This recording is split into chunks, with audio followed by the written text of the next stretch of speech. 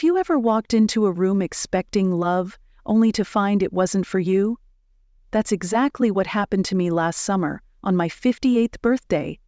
I stepped into a house full of balloons, laughter, and a cake glowing with candles.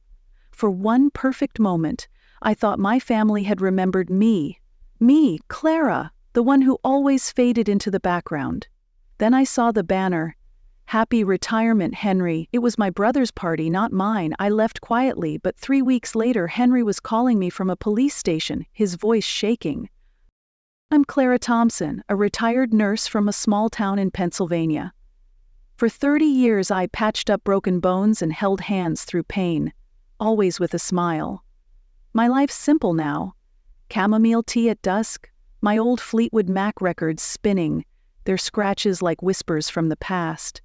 Growing up, I was never the loud one. That was Henry, my brother, 2 years older, with his quick grin and stories that made everyone lean in. He'd charm Mom into extra dessert while I washed dishes, my hands pruning in soapy water. I didn't mind, not really. I loved him. But love doesn't always mean you're seen. That birthday, I drove to my cousin Patty's house where the family was gathering. I hadn't expected a parade, maybe a card, a hug, or Mom's old lemon pie recipe brought back to life. My heart was light as I parked, the evening air thick with summer and fireflies, like those nights in the 70s when I'd chased them with Henry. I walked up the steps, smoothing my dress, the one I'd worn to feel special. The door swung open, and I stopped cold. Balloons bobbed in gold and blue. A cake sat proud on the table, candles flickering like tiny promises. Cousins I hadn't seen in years milled about, their laughter warm. For 3 glorious seconds, I believed it was for me. My chest swelled. I was wanted, remembered. Then my eyes caught the fireplace, a banner stretched across it, bold and glittering. "Happy Retirement, Henry." My brother's name, not mine. The air left my lungs like I'd been pushed underwater. Henry swept in moments later, all grins, his blazer tailored sharp like he was accepting some grand award. The room erupted. "You guys, this is too much," he laughed, already posing for photos, his arms slung around our niece. I stood by the door, clutching the scarf I'd bought myself as a birthday gift, feeling like I'd wandered into someone else's life. Patty caught my eye and hurried over, her smile apologetic. "Clara, we figured we'd celebrate both. Your birthday and Henry's big day. You don't mind, right? You never liked a fuss." Her words landed like a pat on the head. I nodded, because that's what I do. I smile, I stay quiet, I keep the peace, but inside I was crumbling. They hadn't forgotten my birthday, not exactly. They'd just decided Henry's milestone was brighter, louder, more worthy, and I was left holding the pieces as always. I stood there pinned to the edge of Patty's living room, watching the party unfold like a play I hadn't been cast in.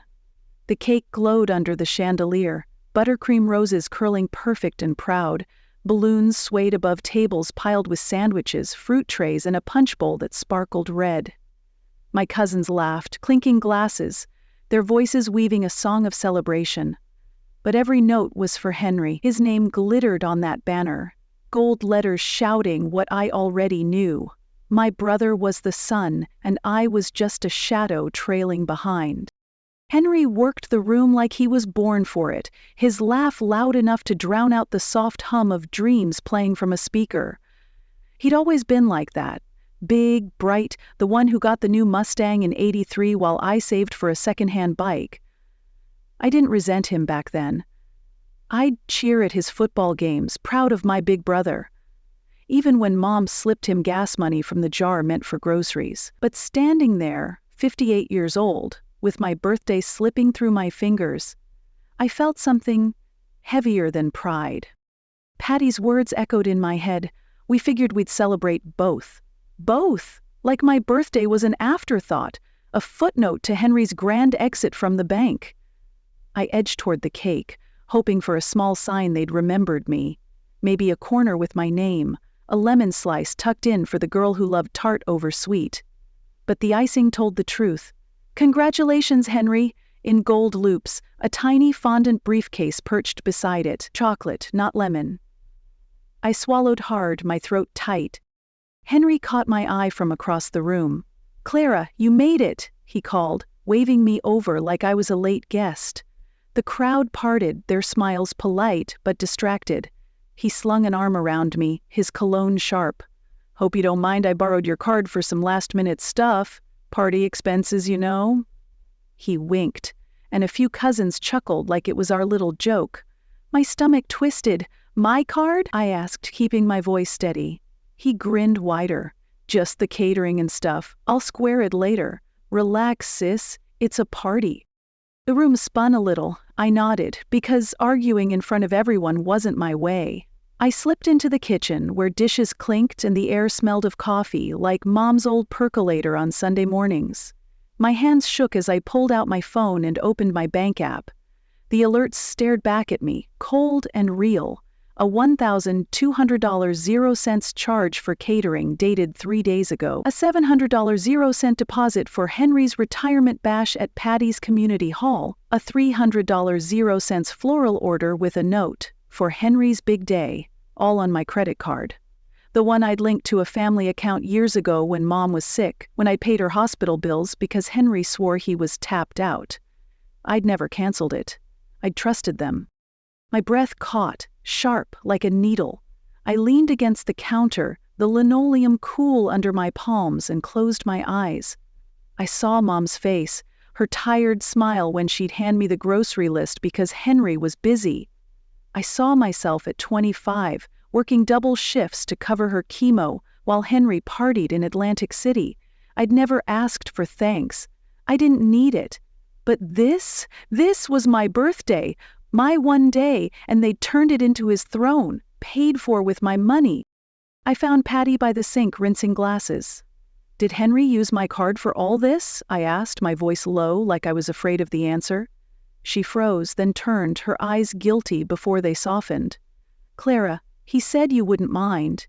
It's for family, isn't it? We all pitched in, but Henry handled the big stuff." She reached for my hand, but I pulled back. "Family," I repeated, the word bitter on my tongue. Family was me driving Mom to appointments, me hosting Thanksgivings when Henry showed up empty-handed, me bailing him out when his car got towed after a bad bet. Family was me giving, always giving, while Henry took. Patty's face changed, like she saw the crack in me. "Clara, don't make it a thing. You know how Henry is. He means well." I wanted to laugh, but it hurt too much. Means well? That's what they always said when he forgot my graduation, when he borrowed my savings for a ski trip and never paid it back. I looked at her, at the kitchen where I'd helped Mom bake pies in '76, flour dusting our aprons while Henry rode his bike outside. I'd been invisible then, too. "I'm not feeling great," I said, my voice flat. "I'm gonna head home." Patty frowned. "Already? It's barely started." I didn't answer. I grabbed my scarf, the one I'd wrapped like a shield, and walked out. Henry's voice followed me loud over the music. "Clara, you okay, sis? Don't be dramatic." The words stung. Dramatic? Like feeling anything was a crime? I kept going, past the balloons, past the cake I'd paid for, past the family who loved me just enough to forget me.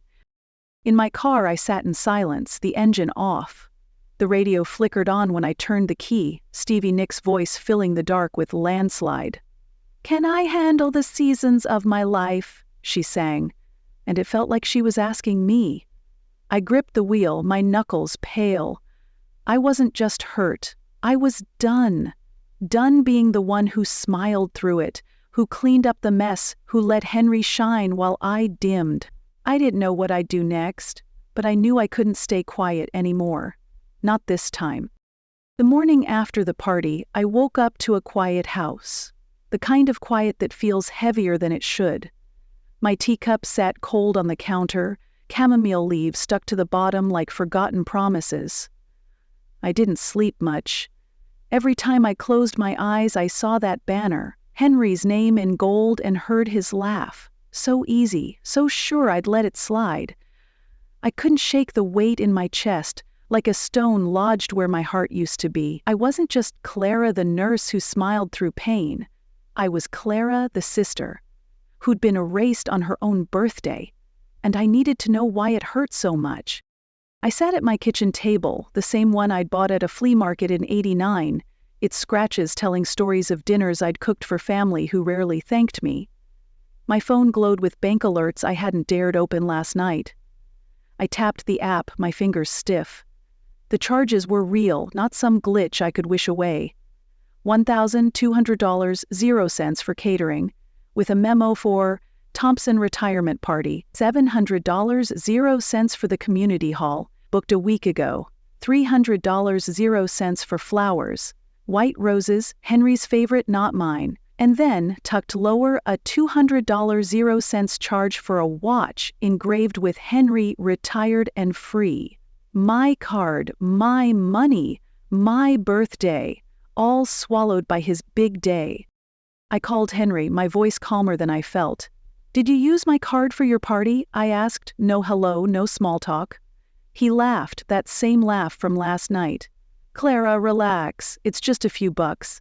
I'll pay you back when my pension kicks in. Couple weeks, tops. Don't make it weird." Weird? Like I was the one who'd crossed a line. "It's $2,200, 0 cents, Henry," I said. "And a watch. Did you think I wouldn't notice?" He paused, then sighed, like I was exhausting him. "Look, it's family stuff. You always help out. I didn't think you'd care this much." I hung up, not because I was angry, but because I didn't trust what I'd say next. I needed air, answers, something to make sense of the ache. I drove through town, past the diner where Mom used to take us for milkshakes, its neon sign faded but still buzzing. Past the library where I'd hide with Nancy Drew books while Henry played ball. The streets felt like a map of my life, every corner tied to a memory of giving more than I got. I ended up at home, in my attic, where dust danced in slants of light. Mom's cedar chest was there, tucked under a quilt she'd made in '74, its blue squares soft under my fingers. I hadn't opened it since she passed 10 years ago, but that day, I needed her. The chest smelled of cedar and thyme, like her perfume had soaked into the wood. Inside were photos, me and Henry on tricycles, Mom laughing in a sundress, letters tied with twine, and a small bank book, its pages yellowed. I started with the photos, each one a stab of joy and loss. There was Henry, prom king, his grin wide as Mom pinned a corsage on him, me in the background holding her purse.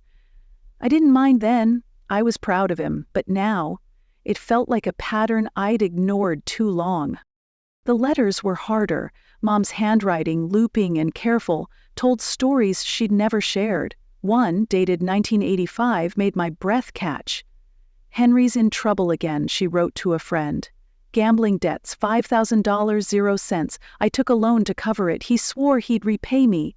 Clara doesn't know. She's working so hard I can't burden her." My hands shook. I was 18 then, scrubbing hospital floors to save for nursing school while Mom hid Henry's mess. Another letter, a year later. "Clara deserves better, but Henry needs me more. I pray she understands someday." I sat back, the attic floor cold beneath me. Mom hadn't just chosen Henry. She'd built a life around saving him. From gambling, from bad jobs, from himself. And I'd been the steady one, the one who didn't need saving, so she let me carry the rest. I wasn't mad at her. How could I be? She'd loved us both. Her heart stretched thin between us. But Henry? He'd known. He'd taken her money, her time, her trust, and now he was taking mine. I kept digging, needing more. The bank book showed withdrawals, hundreds here, thousands there, all through the ADS when Mom worked double shifts at the textile mill. One entry, circled in red, was for $10,000, 0 cents, labeled Henry's Fresh Start. I remembered that year, Mom's hands trembling as she counted pennies for groceries, me skipping college parties to help her pay bills. Henry had moved to Philly, promising big things, only to come back broke. I'd thought it was bad luck, now I saw it was a choice. His choice and Mom's to let him slide. The attic grew darker, the light fading through the window. I pulled out my phone, scrolling through texts from last month. Henry asking for a quick loan for car repairs. Henry joking about my nurse money like it grew on trees. Henry saying, "You're not making a big deal about your birthday, right? It's close to my retirement." I'd laughed it off then, because that's what I did. But now, those words burned. He hadn't just borrowed my card, he'd planned it. Counted on me being too quiet to fight back. I drove to the bank the next day, my old Buick rattling like my thoughts. The clerk, a young woman with kind eyes, printed my statements. The charges went back months.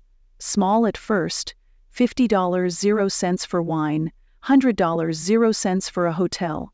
Then bolder, like the party in that watch. $2.80 total, maybe more if I kept looking. I asked her to freeze the card. She nodded, no questions, but her glance said she'd seen this before. Family, trust, broken. I left with a folder of papers, each one a brick in a wall I was building, though I didn't know what for yet. Back home, I walked through my house, touching things that grounded me. Mom's quilt, my nursing pin, a photo of us at the county fair, Henry's arm around me like we were equals. I stopped at my record player, sliding on Go Your Own Way. Lindsey Buckingham's guitar wailed, raw and free, like it knew what I was feeling. I'd spent my life tying myself to Henry, to family, thinking love meant saying yes, but love wasn't a blank check. And I was tired of signing it. I called a friend, Ellen, who'd known me since nursing school. Over coffee at her place, the air thick with cinnamon from her baking, I told her everything. The party, the card, Mom's letters. She listened, her eyes steady. "Clara," she said, "you've been carrying them all your life. What do you want now?" I didn't have an answer, not yet, but her question lit something in me, a spark I hadn't felt since I was a kid, dreaming of a life that was mine. The next morning I drove to the police station, my folder of statements heavy in my lap. My hands shook as I parked, the brick building looming like a judge. I thought of Mom, how she'd hate this, her kids at odds, her secrets spilling out. But I wasn't doing this to hurt Henry. I was doing it to save myself, to stop being the one who paid for his shine. Inside, I met Officer Tom, his gray hair curling at the temples, his voice gentle but firm. I laid out the charges, the texts, the years of giving that led to this. "It's not just money," I said, my voice breaking. "It's my life." He nodded like he understood, and took my statement, his pen scratching a truth I'd never spoken before.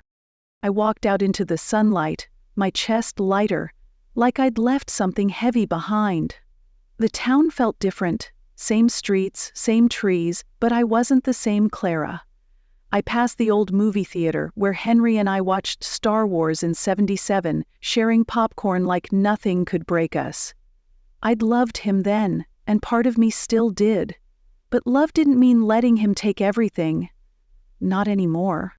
3 weeks after I walked out of the police station, my phone rang at dawn, the kind of hour that carries bad news. I was half asleep, my bedroom still dark, the quilt Mom made heavy across my legs. The screen lit up with Henry's name and my stomach sank. I let it ring twice, 3 times before I answered, my voice thick with sleep. "Clara," he said, and I barely recognized him, his usual swagger gone, replaced by a tremble I'd never heard. "I'm at the police station. They're asking about your credit card. Why would you do this?" "I'm your brother." I sat up, the air cold against my skin, my heart pounding like it wanted to escape. "What did you tell them?" I asked, keeping my words even, though my hands shook. He stammered, his breath hitching. "I said it was a misunderstanding, that you let me use it. You did, right? Clara, tell me you didn't file a report." The desperation in his voice was new, raw, like a crack in the armor he'd worn all his life. I closed my eyes, picturing that banner, the cake, the $2,200 0 cents he'd laughed off. "What else did they say, Henry?" I pressed. He went quiet, then mumbled, "They've got questions about other charges. Clara, please, fix this." Other charges. The words landed like a stone in deep water, ripples spreading through me. I'd thought the party was the worst of it. $1,200 0 cents for catering, $700 0 cents for the hall, $300 0 cents for flowers, $200 0 cents for his engraved watch. I'd thought it was a careless grab, Henry being Henry, assuming I'd roll over like always, but his voice, that tremor, told me there was more. I hung up without promising anything, my mind racing. I pulled on a sweater, the same one I'd worn to Mom's funeral, soft and worn, like it could hold me together. Then I called Officer Tom. He was kind but direct, his voice steady over the line. "Ms. Thompson, we've traced more activity on your card," he said. "It's not just the party. There's $4,800, 0 cents total, going back 8 months. Hotel stays, restaurant tabs, a $1.50 deposit for a cruise, all linked to Henry's email or phone." I gripped the phone, my kitchen blurring around me. "A cruise?" I whispered. Tom sighed. "Yes, ma'am. Booked for next month, with a group of his friends. He used your card details, number, expiration, code. Looks like he saved them from that old medical account you shared." The truth hit me like a wave, cold and unrelenting. Henry hadn't just used my card for his party.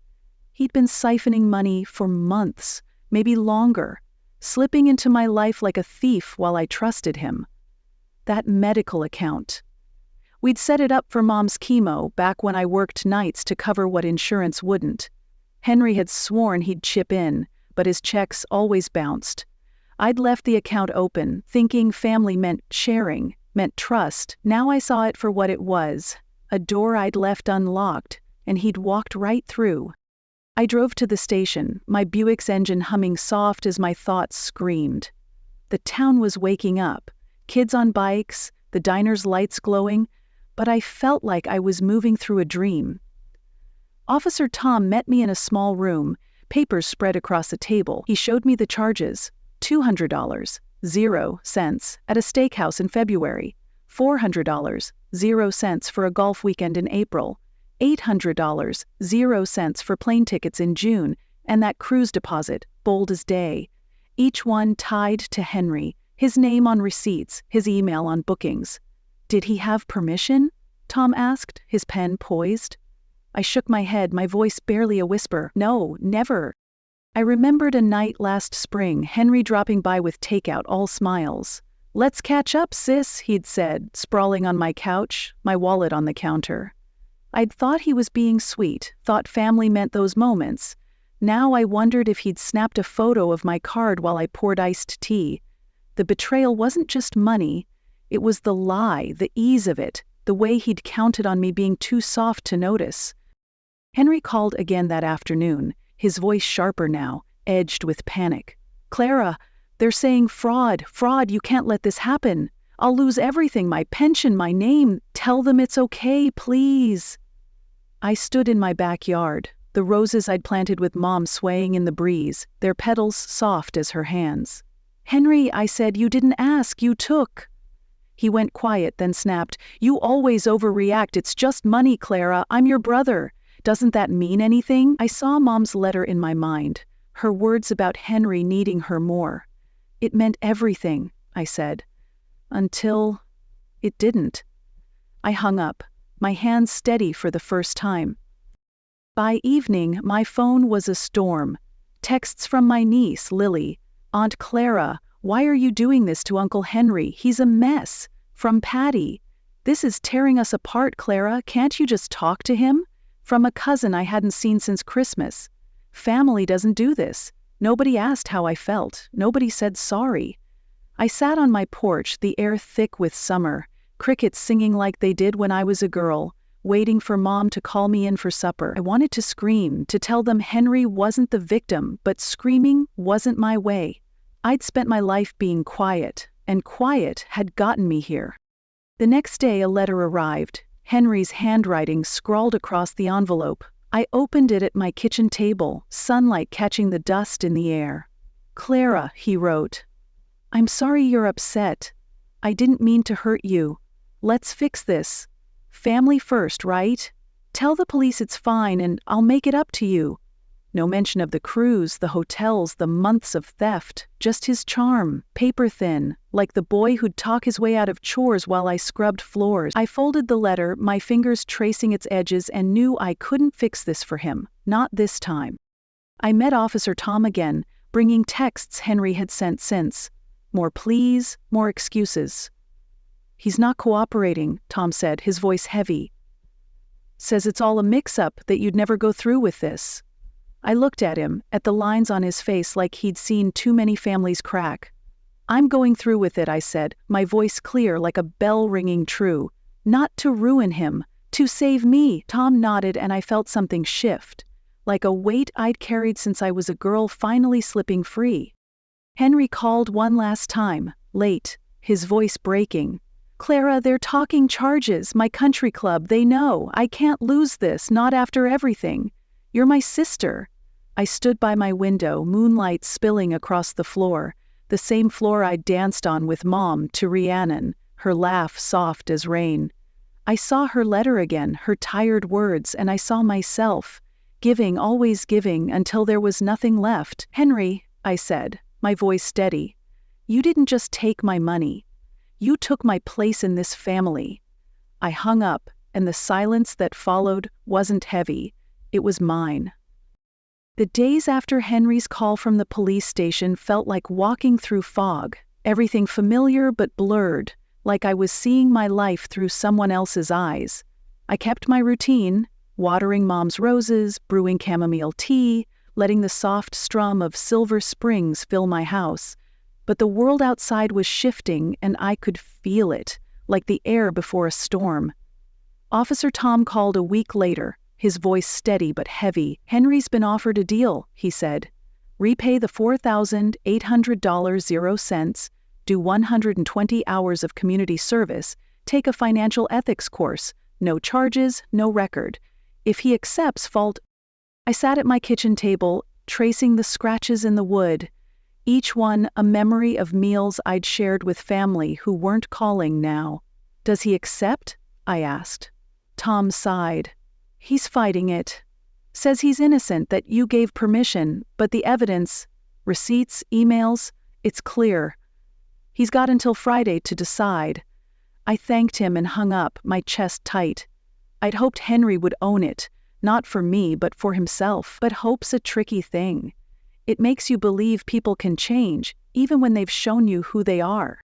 Word spread fast, the way it does in small towns. By Wednesday, I heard whispers at the grocery store, saw sideways glances at the post office. Henry's country club buddies, the ones he'd bragged about at the party, stopped inviting him to golf. His cruise plans, $1,500.00 of my money down the drain, fell apart when his friends backed out, their texts cold and short. I didn't hear this from Henry, of course. Patty called, her voice sharp. "Clara, he's humiliated. His whole life's unraveling over a few charges. Can't you stop this?" I set my coffee down, the mug warm against my palms, like Mom's hands when she'd braid my hair in '75. "Patty," I said. He unraveled it himself. My phone kept buzzing. Texts, voicemails, guilt wrapped in family names. Lily, my niece, wrote, "Aunt Clara, Uncle Henry's sleeping on our couch. He's broken. Why can't you let it go?" My cousin Joe left a message, his voice low. "You're making this bigger than it needs to be. Family doesn't drag family through the mud." I listened to each one, let their words settle, but I didn't answer. They weren't asking for me. They were asking for Henry, for the version of him they'd always cheered, the one who shone while I stood backstage. I thought of Mom, how she'd hush my questions when Henry came home late, her eyes tired. "He's trying, Clara. Be patient." I'd been patient my whole life, and it had cost me more than $4,800.00.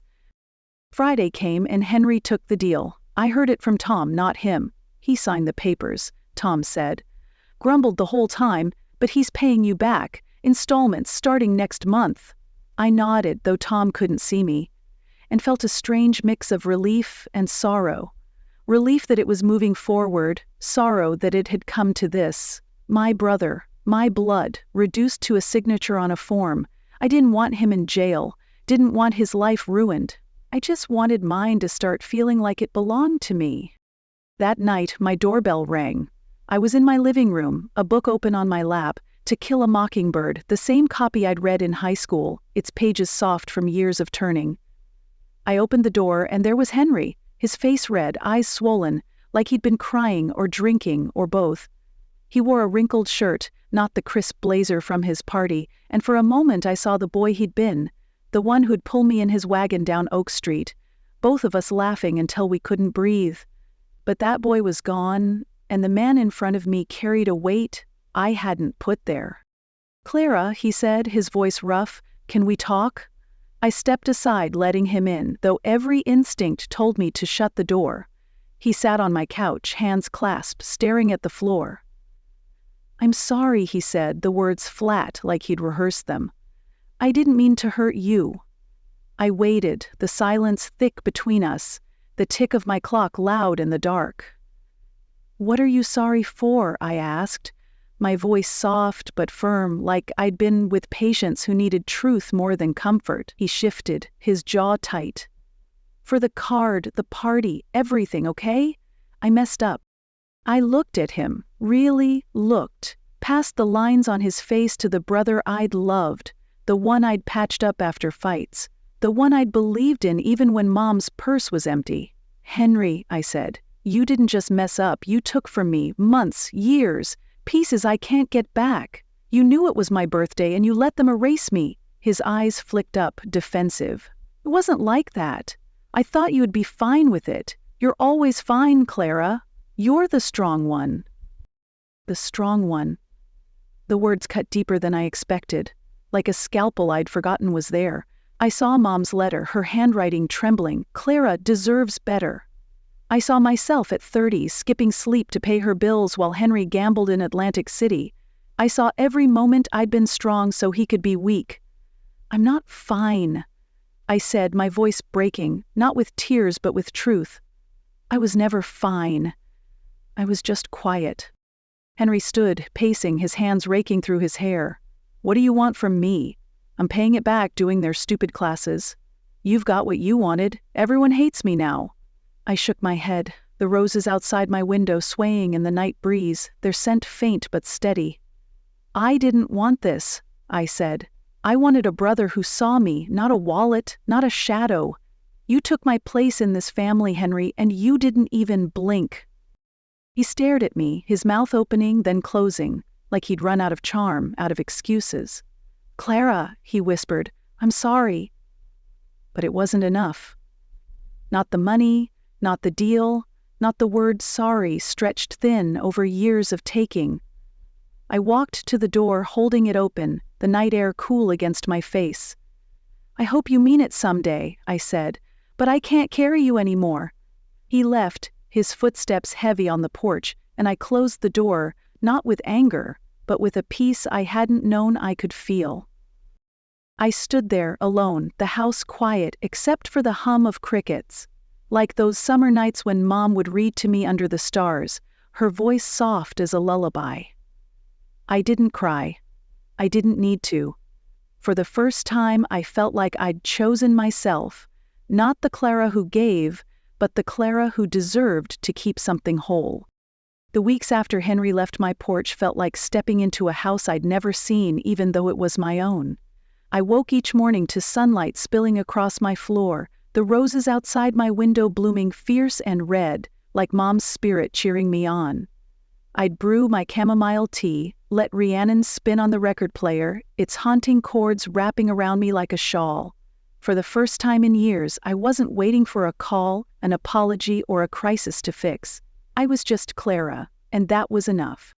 Henry started his community service, or so I heard from Ellen, who got the news from a mutual friend. He was sorting donations at the town's food bank, his tailored blazers traded for a faded apron, his charm muted by the weight of what he'd done. He paid me back in installments, $500, 0 cents here, $300, 0 cents there, each deposit a quiet nod that he was trying, even if it was late. I didn't spend the money right away. I tucked it into a savings account, maybe for a trip I'd never taken, somewhere with wide skies and no expectations. The family stayed distant, their silence louder than their texts had been. Patty sent a card, not an apology, just a line about hoping I was doing okay. Lily posted photos online, her kids, her garden. But I wasn't tagged, wasn't mentioned. I scrolled through them one night, my thumb hovering over her smiling face, and felt a pang, not for what I'd lost, but for what I'd hoped they'd be. I thought of Mom, how she'd sit at our old kitchen table, slicing apples for pie while the radio played Simon and Garfunkel. "Family holds you together," she'd say. But she never told me what to do when it pulls you apart. I decided to move, not far, just enough to start fresh. I found a cabin by Lake Erie, its windows wide, its yard full of wildflowers that reminded me of the fields Henry and I ran through as kids, laughing until our lungs burned. I packed my life carefully, Mom's quilt, my nursing pin, a photo of us at the county fair, Henry's arm around me like we'd always be close. I left behind the cedar chest, not because I didn't love Mom, but because I didn't need her letters to know who I was anymore. My 59th birthday came a year later, quiet and mine. I baked a lemon cake, the kind I'd always loved, its tartness sharp on my tongue. I lit a single candle, not for wishes, but for light. I played bridge over troubled water, letting Art Garfunkel's voice carry me back to nights when Mom would hum it, her hands kneading dough. I sat on my porch, the lake glittering under a pink sky, and felt something new. Peace. Not the kind that comes from pleasing others, but the kind you earn by choosing yourself. Henry sent a text that day, short and plain. "Hope you're good, Clara." No emojis, no promises, just words. I stared at it, my finger tracing the screen, and didn't reply. Not out of anger, but because I didn't owe him a piece of this moment. I heard he's working part-time at a hardware store now, selling nails and paint to folks who don't know his story. Maybe he's learning, maybe not. I wish him well, but I don't carry his weight anymore. Sometimes I think back to Mom's letter, her tired plea for Henry, and I wonder if I was too hard, if I could have let it go one more time. But then I remember her hands, worn from years of giving, and my own, steady now, holding a life I've built. Family isn't about who gets the loudest applause. It's about who shows up when the music stops. Henry never did, not for me. And that's a truth I've made peace with. I walk by the lake most evenings, the water lapping soft against the shore, like the summers when Mom took us swimming, her laugh brighter than the sun. I'm still learning what family means, but I know it starts with me, with the woman who said no, who chose her own light, who baked her own cake. I'm not invisible anymore, not to myself, and that's the birthday gift I'll keep forever.